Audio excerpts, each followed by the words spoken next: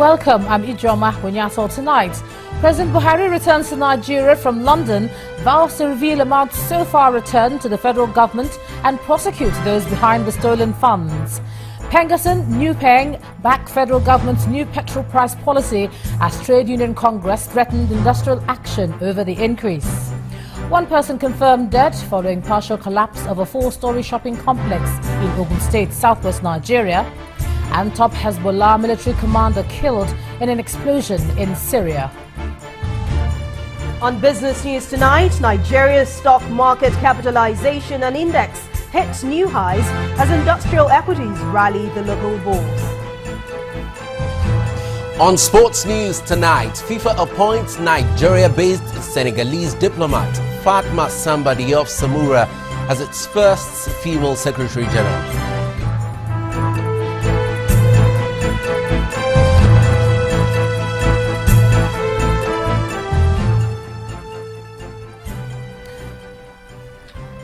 The President has arrived in Abuja after a 4-day working visit to United Kingdom, where he participated in the anti-corruption summit hosted by the British Prime Minister David Cameron. Before leaving the UK, President Muhammadu Buhari promised to reel out a comprehensive list of sums recovered so far and the individuals who returned money to the coffers of the federal government during his May the 29th Democracy Day broadcast. In an interview with Nigerian journalists in London, the President explained he'll follow due process to ensure that those indicted are successfully prosecuted. Our presidential correspondent Chukwuma Onekwusi reports. I have found a Secretary of State. The fight against corruption is one of his administration's top priorities, and he couldn't have missed an invitation by the British Prime Minister on the anti-corruption summit holding in London. Really good for business. It gave us trust. But many critics say the fight is lopsided, while others wonder when the President will begin to publish names of the alleged corrupt officials and how much he has recovered so far. So far, what has come out, what has been recovered in whatever currency, from which ministry, from which department, from which individuals. I intend on the 29th to speak on this, because all that Nigerians are getting to know is from the newspapers and maybe from radio and television. Because of the number of people arrested that are either EFCC, Director of State Security Services,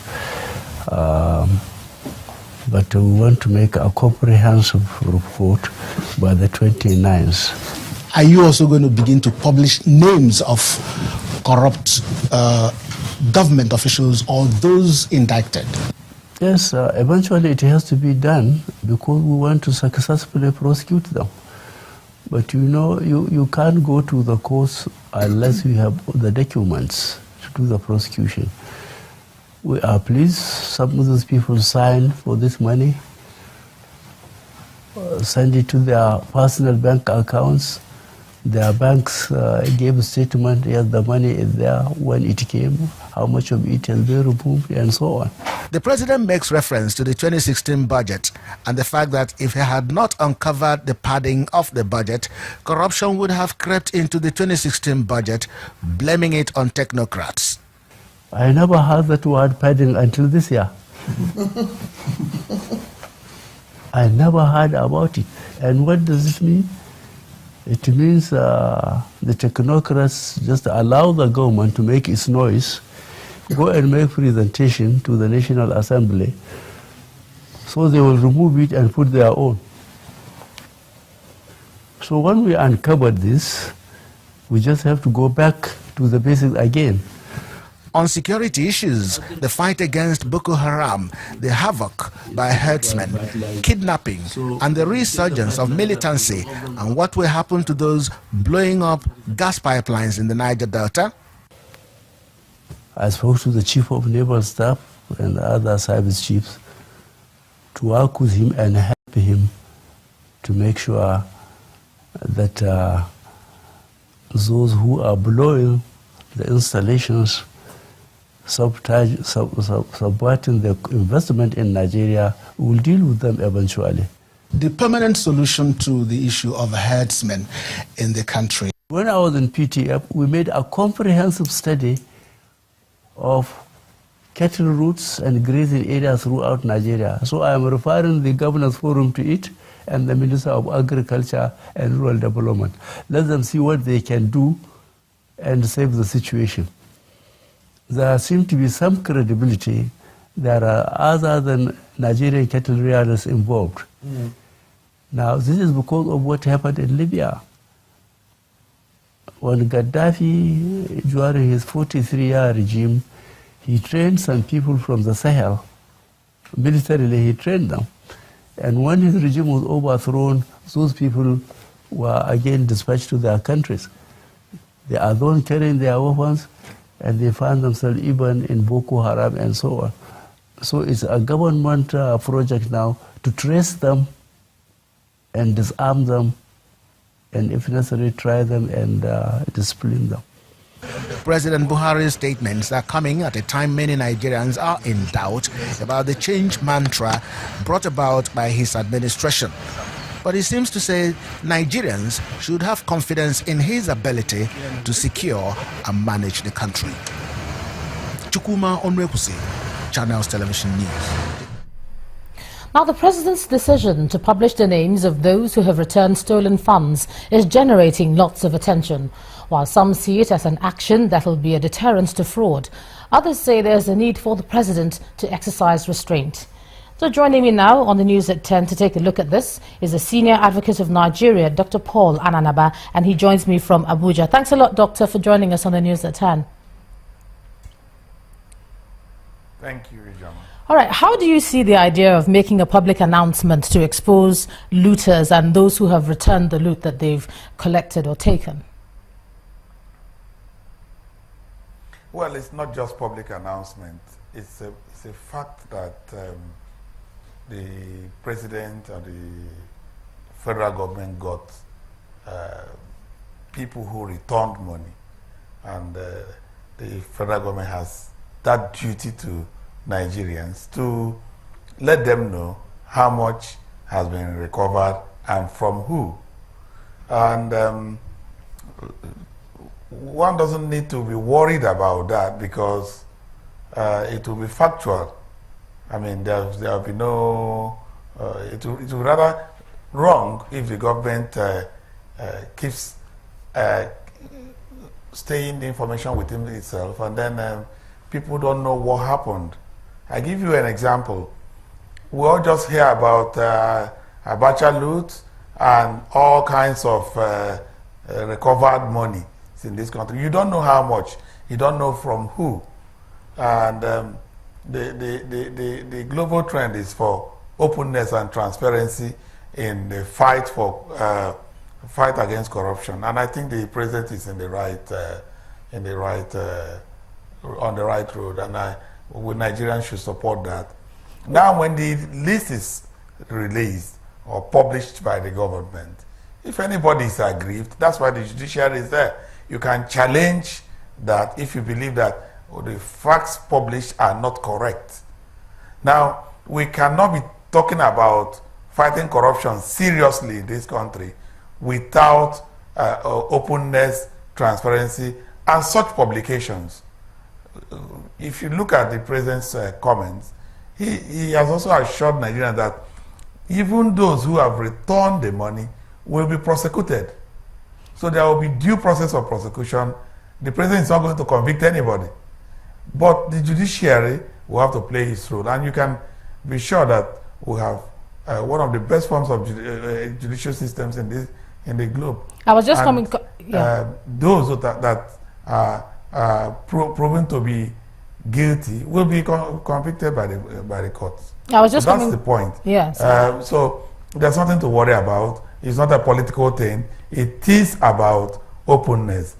I became more convinced about the fight for against corruption with those comments by the president. Listen, I'm going to tell you how much has been returned and who returned them.